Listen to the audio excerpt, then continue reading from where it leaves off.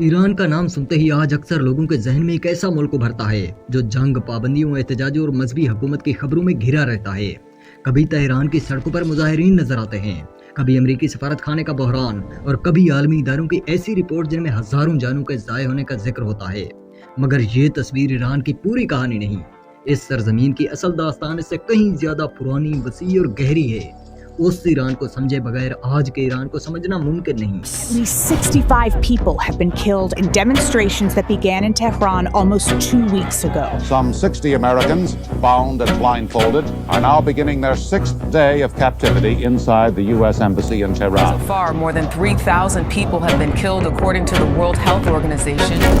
हजारों बरस पहले ईरान दुनिया की अजीम तरीन तहजीबों में शुमार होता था। इसकी सल्तनत मिडल ईस्ट और सेंट्रल एशिया के वसी इलाकों तक फैली हुई थी। इल्म, सकाफत, सियासत और जंगी ताकत में इसका शुमार दुनिया की बड़ी कुव्वतों में होता था। लेकिन वक्त हमेशा एक जैसा नहीं रहता। ताकतवर सल्तनतें भी एक दिन कमजोर पड़ जाती हैं और यही ईरान के साथ भी हुआ। 19वीं सदी के आगाज में ईरान पर काजार खानदान की हुकूमत थी। बज़ाहिर मुल्क आजाद था, मगर हकीकत ये थी कि उसके दोनों तरफ दो बड़ी सल्तनतें तेजी से फैल रही थीं। शुमाल में रूसी सल्तनत थी और मशरिक में बरतानवी सल्तनत। दोनों को नजरें ईरान पर जमी हुई थी। उस जमाने में बैरूनी दुनिया ईरान को फारस के नाम से जानती थी। रूस की ख्वाहिश थी कि वो ईरान के रास्ते समंदर तक पहुंचे और सेंट्रल एशिया में उसकी ताकत मजीद बढ़ जाए। इस मकसद के लिए उसने ईरान के खिलाफ कई जंगें लड़ी। ईरान इन जंगों में शिकस्त खा गया। नतीजा ये निकला कि उसे अपने कई इलाके रूस के हवाले करने पड़े, भारी तावान अदा करना पड़ा और ऐसे मुआहदों पर दस्तखत करना पड़े जिनके तहत कैस्पियन सी में फौजी ताकत सिर्फ रूस के पास रही। रूसी ताजरों को भी ऐसी मराहत मिल गई कि वो ईरानी कवानीन से तकरीबन आजाद हो गए। ये सिर्फ जंग की शिकस्त नहीं थी, बल्कि ईरान की खुद मुख्तारी पर एक गहरा जख्म था। रूस की इस कामयाबी ने बरतानिया को सख्त परेशान कर दिया। उसे खौफ था कि अगर रूस ईरान में मजीद मजबूत हो गया तो वो खलीज फारस तक आसानी से पहुंच जाएगा और उसके बाद हिंदुस्तान, जो उस वक्त बरतानवी सल्तनत का सबसे कीमती हिस्सा था, खतरे में पड़ सकता था। इसी खौफ ने दोनों बड़ी ताकतों को एक खामोश मगर सख्त मुकाबले में धकेल दिया, जिसे बाद में तारीख ने ग्रेट गेम का नाम दिया। बरतानिया और रूस दोनों जानते थे कि ईरान जैसे वसी और पहाड़ी मुल्क पर बराह रास्त कब्जा आसान नहीं, इसलिए उन्होंने एक और रास्ता इख्तियार किया। वो ईरान को बाहर से काबू में रखना चाहते थे, कभी तिजारत के जरिए, कभी मुआहदों के जरिए और कभी सियासी दबाव के जरिए। दूसरी तरफ ईरान का शाह मुसलसल माली मुश्किलात का शिकार था। हुकूमत चलाने के लिए उसे दौलत दरकार थी, इसलिए उसने एक के बाद एक ऐसे मुआहदे करना शुरू किए जिनके जरिए गैर मुल्की ताकतों को ईरान के मुख्तलिफ शोबों पर खुसूसी इख्तियारात मिल जाते थे। रेलवे, बैंक, सनतें, पुल, सड़कें और दूसरे अहम वसाइल रफ्ता रफ्ता गैर मुल्की असर और रसूख में जाने लगे। बज़ाहिर ये मुआहदे खजाने को भरने के लिए थे, मगर आहिस्ता आहिस्ता यही मुआहदे ईरान की आज़ादी को कमज़ोर करने लगे। वक्त गुजरता गया और बरतानिया और रूस का असर ईरान में मजीद गहरा होता चला गया। दोनों ताकतों के इंजीनियर्स, ताजर, बैंकर और सरकारी अहलकार ईरान के मुख्तलिफ हिस्सों में फैल गए। वो रेलवे बिछा रहे थे, पुल और सड़कें तामीर कर रहे थे, बैंक कायम कर रहे थे, कारखाने चला रहे थे और कुदरती वसाइल से फ़ायदा उठा रहे थे। बज़ाहिर ये तरक्की का मंजर था, मगर इस तरक्की का ज़्यादातर फ़ायदा ईरान के बजाय उन्हीं ताकतों को पहुंच रहा था। बरतानिया ने ईरान के अंदर टेलीग्राफ का ऐसा निज़ाम कायम किया जिससे हिंदुस्तान तक पैगाम पहुंचाने में महीनों के बजाय सिर्फ चंद लम्हे लगते थे, लेकिन इस पूरे निज़ाम पर इख्तियार भी बरतानिया ही का था। दूसरी तरफ शाह को इन मुआहदों से दौलत तो मिल रही थी, मगर इस दौलत का एक बड़ा हिस्सा अवाम की भलाई के बजाय शाही अखराजात और आसाइशों पर खर्च हो रहा था। अवाम की बेचैनी हर गुजरते दिन के साथ बढ़ रही थी। फिर 1890 में एक ऐसा फैसला हुआ जिसने पूरे मुल्क में गुस्से की आग भड़का दी। शाह ने बरतानिया को 50 बरस के लिए तंबाकू की खरीदो फरोख्त का मुकम्मल इख्तियार दे दिया। तंबाकू उस जमाने में सिर्फ एक तिजारत नहीं था, बल्कि ईरानी मुआशरत का एक अहम हिस्सा था। अब किसान से लेकर आम दुकानदार तक हर शख्स को एक बरतानवी कंपनी के जरिए ही कारोबार करना था। लोगों ने महसूस किया कि उनकी रोजमर्रा जिंदगी भी अब गैर मुल्की इख्तियार में जा रही है। उलमा, ताजर, किसान और आम शहरी एक आवाज बन गए। मुल्क भर में एहतजाज शुरू हुए, बाजार बंद हुए और लोगों ने तंबाकू का इस्तेमाल छोड़ दिया। अवाम के इस इत्तेहाद ने शाह को पीछे हटने पर मजबूर कर दिया और आखिरकार ये मुआहदा मनसूख कर दिया गया। ये पहला मौका था जब ईरानी अवाम ने अपनी मुश्तरका ताकत से एक बड़े फैसले को बदल कर दिखाया और उन्हें यकीन हो गया कि अगर कौम मुत्तहिद हो जाए तो हुकूमत को भी अपना फैसला वापस लेना पड़ता है। इसी कामयाबी ने अवाम के अंदर एक नई सोच को जन्म दिया। चंद बरस बाद 1905 में मुल्क भर में एक और तहरीक उठी। इस बार मुतालबा सिर्फ किसी एक मुआहदे की मनसूखी नहीं था, बल्कि पूरे निज़ाम को बदलने का था। لوگ چاہتے تھے کہ شاہ کے اختیار محدود کیے جائیں، ایک منتخب پارلیمنٹ قائم ہو، ملک کا نظام قانون کے مطابق چلے اور مستقبل میں کوئی بھی حکمران عوام سے چھپ کر غیر ملکی طاقتوں کے ساتھ ایسے معاہدے نہ کر سکے جو ایران کی آزادی کو نقصان پہنچائیں۔ یہ تحریک مشرق وسطیٰ کی ابتدائی آئینی تحریکوں میں شمار ہوتی ہے اور اس نے ایران کی سیاسی تاریخ کا رخ بدل دیا۔ عوام کی مسلسل جدوجہد کے بعد ایران میں پارلیمنٹ وجود میں آ گئی۔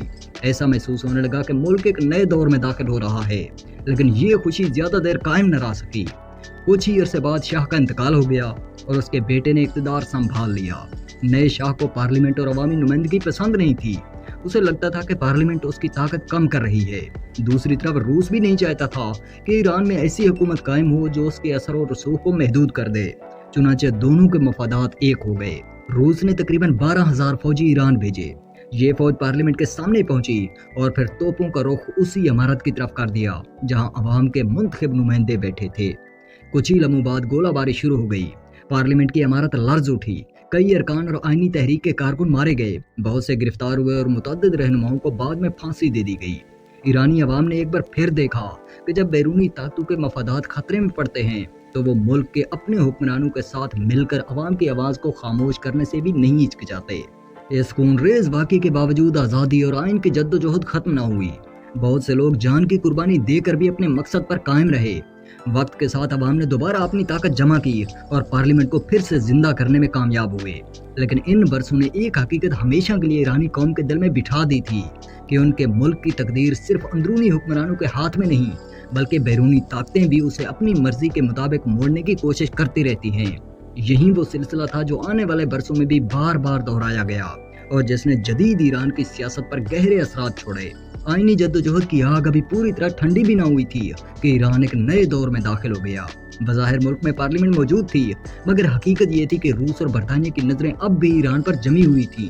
وہ جانتے تھے کہ یہ سرزمین صرف اپنے محل وقوع کی وجہ سے ہی اہم نہیں بلکہ اس کے سینے میں ایسے خزانے بھی پوشیدہ ہیں جو آنے والے زمانے کی طاقت کا معیار بننے والے تھے۔ اسی دوران ایک نئی طاقت نے اس خطے کی سیاست کا رخ بدل دیا۔ جرمنی تیزی سے ابھر رہا تھا اور اسے دیکھ کر روس اور برطانیہ دونوں کو احساس ہوا کہ اگر وہ آپس کی کشمکش میں الجھے رہے تو جرمنی ایران میں اپنا اثر و رسوخ قائم کر سکتا ہے۔ چنانچہ دونوں نے ایک دوسرے سے لڑنے کے بجائے ایران کو تقسیم کر لیا۔ نقشے پر لکیریں کھینچ دی گئیں اور طے پایا کہ کوئی بھی دوسرے کے حصے میں مداخلت نہیں کرے گا۔ ان فیصلوں میں ایرانی عوام سے نہ کوئی رائے لی گئی اور نہ ہی انہیں اپنی سرزمین کے بارے میں کچھ کہنے کا حق دیا گیا۔ ابھی اس تقسیم کو 1 سال بھی نہیں گزرا تھا کہ ایران کی سرزمین نے ایک ایسا خزانہ ظاہر کر دیا جس نے اس کی اہمیت پہلے سے کہیں زیادہ بڑھا دی۔ وہ خزانہ تھا تیل، بے شمار تیل۔ اس سے چند برس پہلے 1901 میں شاہ ایک دولت مند انگریز کو ایران میں تیل کی تلاش کا حق دے چکا تھا۔ 6 سال کی مسلسل کوششوں کے بعد آخرکار تیل دریافت ہو گیا اور اسی لمحے ایران کی قسمت ایک نئے موڑ پر آ کھڑی ہوئی۔ برطانوی بحریہ اپنے جنگی جہازوں کو کوئلے کے بجائے تیل سے چلانے کی تیاری کر رہی تھی۔ اس لیے ایران اب صرف ایک اہم راستہ نہیں رہا تھا بلکہ برطانیہ کی بحری طاقت اور عالمی برتری کے لیے ناگزیر بن چکا تھا۔ اس مقصد کے لیے ایک کمپنی قائم کی گئی جو بعد میں برٹش پیٹرولیم یعنی BP کے نام سے مشہور ہوئی اور اس قیمتی دولت کی حفاظت کے لیے برطانوی فوج بھی ایران پہنچ گئی۔ عین اسی وقت جب یورپ میں ایک بڑی جنگ کے بادل منڈلا رہے تھے۔ پہلی جنگ عظیم شروع ہوئی تو ایران نے خود کو غیر جانبدار قرار دیا۔ اس کی خواہش تھی کہ وہ اس جنگ کا حصہ نہ بنے، لیکن جنگ نے اس کی خواہش کو کوئی اہمیت نہ دی۔ ایران اپنی جغرافیائی حیثیت اور تیل کے ذخائر کی وجہ سے اتنا اہم ہو چکا تھا کہ بڑی طاقتیں اسے نظر انداز نہیں کر سکتی تھی۔ جنگ نے ایران کی معیشت کو بری طرح تباہ کر دیا۔ خوراک کی شدید قلت پیدا ہوئی، بیماریاں پھیل گئیں اور ان حالات کے باعث کم از کم 20 لاکھ ایرانی اپنی جانوں سے ہاتھ دھو بیٹھے۔ ایک مرتبہ پھر ایسا ہی ہوا جیسا ماضی میں ہوتا آیا تھا۔ بڑی سلطنتیں اپنے مفادات اور اپنی طاقت کے لیے لڑ رہی تھی، مگر اس کی قیمت ایران کے عام لوگ ادا کر رہے تھے۔ پہلی جنگ عظیم کے خاتمے کے بعد روس میں کمیونسٹ انقلاب برپا ہوا اور روسی سلطنت سوویت یونین میں تبدیل ہو گئی۔ اس تبدیلی کے بعد روس نے ایران چھوڑ دیا، اگرچہ وہ ایران کی سرحد کے بالکل قریب موجود تھا اور کسی بھی وقت واپس آ سکتا تھا۔ اس دوران ایران میں صرف برطانیہ کا اثر باقی رہ گیا اور وہ بھی پہلے سے زیادہ مضبوط ہو رہا تھا کیونکہ تیل کے وسیع ذخائر مسلسل دریافت ہو رہے تھے۔ پہلی جنگ عظیم نے ثابت کر دیا کہ تیل صرف ایک قدرتی دولت نہیں بلکہ ایک ایسی طاقت ہے جو جنگوں کا رخ بدل سکتی ہے۔ برطانیہ کی کامیابی میں تیل کا اہم کردار تھا، جبکہ جرمنی کو اس کی کمی کا سامنا رہا۔ یہی وجہ تھی کہ برطانیہ کسی صورت ایران سے اپنا تعلق ختم کرنے پر آمادہ نہیں تھا، لیکن ایرانی عوام اب ایک صدی سے زیادہ عرصے سے جاری غیر ملکی مداخلت سے تنگ آ چکی تھی۔ وہ چاہتے تھے کہ ان کا ملک اپنے فیصلے خود کرے۔ انہی حالات میں ایک فوجی شخصیت ابھر کر سامنے آئی۔ اس نے پارلیمنٹ کے ساتھ مل کر پرانے شاہ کو اقتدار سے ہٹا دیا اور عوام سے وعدہ کیا کہ وہ ایران کو دوبارہ عظمت کی راہ پر گامزن کرے گا۔ وہ بار بار لوگوں کو یاد دلاتا تھا کہ ایران کبھی ایک عظیم طاقت تھا اور اب وقت آ گیا ہے کہ اس کھوئی ہوئی عظمت کو دوبارہ حاصل کیا جائے۔ اس شخص کا نام تھا رضا شاہ۔ دنیا کے مختلف حصوں میں قوم پرستی زور پکڑ رہی تھی اور رضا شاہ نے بھی ایرانی قوم میں اسی جذبے کو بیدار کرنے کی کوشش کی۔ وہ بار بار اس بات پر زور دیتا تھا کہ ایرانیوں کی اکثریت فارسی بولتی ہے، عربی نہیں، اور ایران کی اپنی ایک الگ تاریخ، تہذیب اور شناخت ہے۔ اس کا کہنا تھا کہ ایران اسلام کی آمد سے پہلے بھی ایک عظیم اور طاقتور سلطنت تھا۔ اسی سوچ کی بنیاد پر وہ مذہب کے معاشرتی اور سیاسی اثر کو محدود کرنا چاہتا تھا۔ اس کی خواہش تھی کہ ریاست کے سیاسی اور قانونی معاملات صرف حکومت کے اختیار میں ہوں۔ 1936 میں رضا شاہ نے خواتین کے ہر قسم کے پردے اور نقاب پر پابندی عائد کر دی۔ اس کا خیال تھا کہ ایران کو جدید ریاست بنانے کے لیے پرانے سماجی ڈھانچے میں تبدیلی ضروری ہے۔ اس نے ملک میں اسپتال، سکول، سڑکیں اور ایک یونیورسٹی قائم کی۔ فارسی کو سرکاری زبان قرار دیا گیا۔ خانہ بدوش قبائل کو مستقل رہائش اختیار کرنے پر مجبور کیا گیا۔ ملک بھر میں ریلوے لائن بچھائی گئی۔ ایک مضبوط مرکزی انتظامیہ قائم کی گئی۔ سیکولر عدالتی نظام بنایا گیا اور فوج کو مزید طاقتور بنایا گیا۔ اسی دور میں اس نے یہ بھی مطالبہ کیا کہ دنیا اس ملک کو پرشیا کے بجائے ایران کے نام سے پکارے، لیکن ان تمام اصلاحات کے ساتھ وہ اپنے مخالفین کو سختی سے کچلتا بھی رہا اور کسی بڑی مزاحمت کو برداشت کرنے پر آمادہ نہیں تھا۔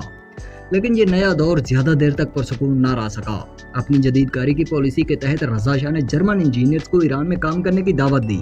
ادھر یورپ میں جرمنی نے اپنے ہمسایہ ممالک کے خلاف جنگ چھیڑ دی اور دوسری جنگ عظیم شروع ہو گئی۔ ایک بار پھر ایران عالمی طاقتوں کی توجہ کا مرکز بن گیا۔ برطانیہ اور سوویت یونین نے رضا شاہ سے مطالبہ کیا کہ وہ جرمن شہریوں کو فوری طور پر ایران سے نکال دے۔ انہیں خدشہ تھا کہ یہ لوگ ان راستوں کو نقصان پہنچا سکتے ہیں جن کے ذریعے سوویت یونین کو جنگی سامان پہنچایا جا رہا تھا، یا پھر ایران کے تیل کے ان ذخائر کو خطرے میں ڈال سکتے ہیں جو برطانیہ کے لیے نہایت اہم تھے۔ مگر رضا شاہ اس بار بڑی طاقتوں کے دباؤ کے آگے جھکنے کے لیے تیار نہیں تھا۔ اس نے وقت لینے کی کوشش کی، مذاکرات کیے، دونوں طاقتوں کے درمیان توازن قائم کرنے کی کوشش کی اور ایک بار پھر ایران کی غیر جانبداری برقرار رکھنا چاہی، لیکن برطانیہ اور سوویت یونین نے اس کی کوئی بات قبول نہ کی۔ انہوں نے ایران پر حملہ کر دیا۔ رضا شاہ کو اقتدار چھوڑنے پر مجبور کیا گیا اور جلا وطن کر کے جنوبی افریقہ بھیج دیا گیا۔ اس کی جگہ اس کے 22 سالہ بیٹے کو تخت پر بٹھا دیا گیا، جس کے بارے میں ان کا خیال تھا کہ وہ ان کے ساتھ زیادہ تعاون کرے گا۔ اس طرح غیر ملکی اثر و رسوخ ختم کرنے کی رضا شاہ کی کوشش بھی ناکام ثابت ہوئی۔ دوسری جنگ عظیم کے دوران ایران ایک بار پھر نہ اتنا مضبوط تھا کہ بڑی طاقتوں کا مقابلہ کر سکے اور نہ اتنا غیر اہم کہ اسے تنہا چھوڑ دیا جاتا۔ وہ پھر ایک ایسی سرزمین بن گیا جسے عالمی طاقتیں اپنی جنگی حکمت عملی کا حصہ سمجھتی تھیں۔ اس کی جغرافیائی اہمیت، وسیع تیل کے ذخائر اور مختلف سلطنتوں کے درمیان اس کا محل وقوع ایک بار پھر اسے عالمی سیاست کے شطرنج کے تختے پر لے آیا۔